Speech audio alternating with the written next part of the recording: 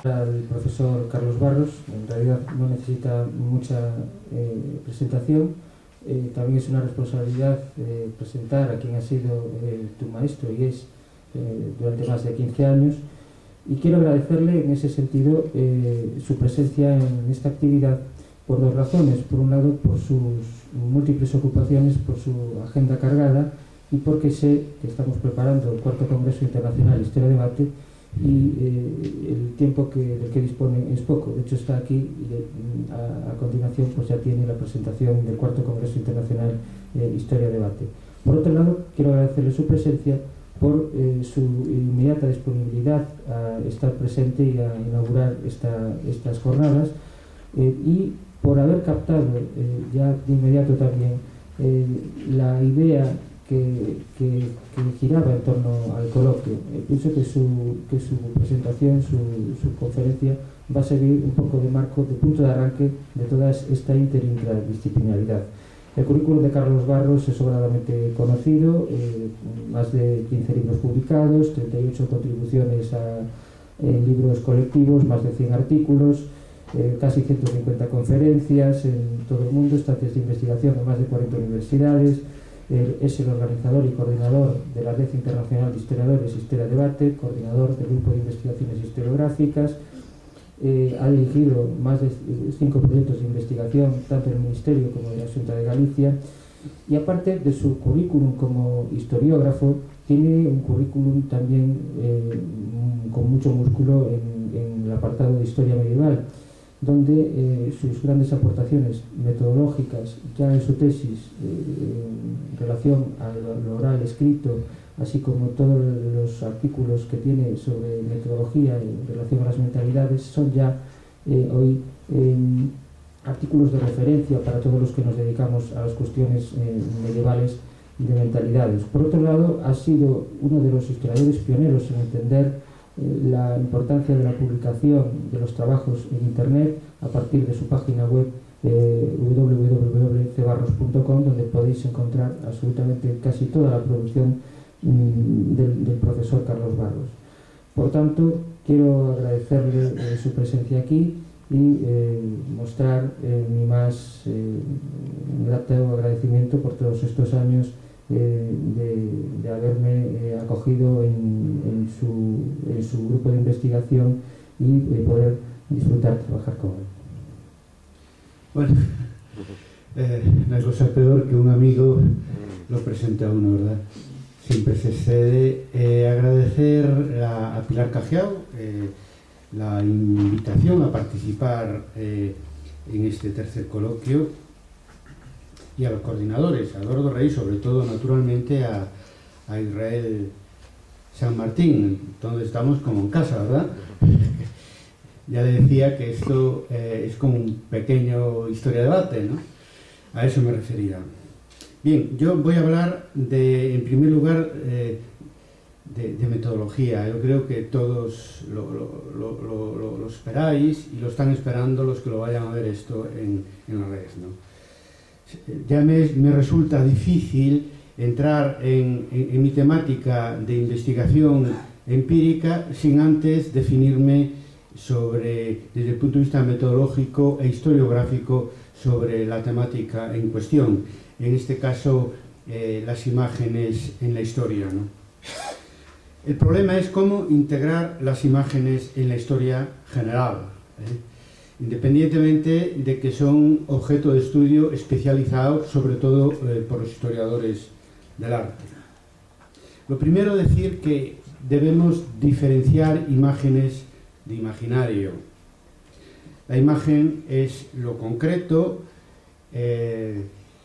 nos lleva a la realidad física y natural, o bien a las imágenes creadas por el propio hombre, por la propia humanidad, que encuentra en el arte su expresión máxima. Por contra, el imaginario es abstracto, incluye las representaciones sociales o mentales, y algo tan importante, por lo tanto, como la realidad inventada o deseada. Aspecto imaginario de la realidad humana de una enorme eficacia histórica, porque está en la cabeza de la gente, en los sujetos históricos, en los sujetos que hacen la historia. Hace 20 años, cuando empecé, o más, con los trabajos de historia de las mentalidades, también obligado a definir lo que entendía yo por mentalidad, hablé de 5 componentes, el imaginario es uno de ellos. Los otros 4 son lo racional, lo emocional, el inconsciente y la conducta. Es una definición pensada para trabajar empíricamente desde las mentalidades colectivas sin perder ninguna dimensión importante de la subjetividad humana.